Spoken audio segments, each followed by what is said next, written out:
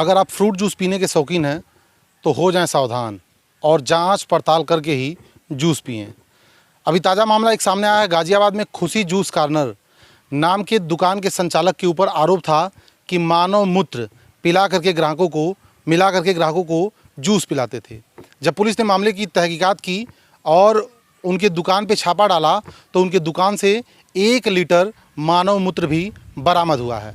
दुकान संचालक आमिर और कैफ को पुलिस ने गिरफ्तार कर लिया है। आप भी ये वीडियो देखें और सावधान हो जाएं। आज दिनांक 13/9/2024 को थाना क्षेत्र लोनी बॉर्डर के इंदिरापुरी चौकी क्षेत्र में जनता के द्वारा सूचना दी गई कि एक दुकान खुशी जूस कॉर्नर के संचालकों द्वारा जूस में मानव मूत्र मिलाया जाता है।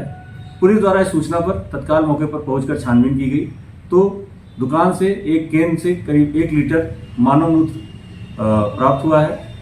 दुकानदारों से पूछने पर उनके द्वारा कोई संतोषजनक जवाब नहीं दिया गया है। पुलिस द्वारा तत्काल आमिर सनाफ साबिर खान तथा उसके एक बाल अपचारी साथी को गिरफ्तार कर लिया गया है।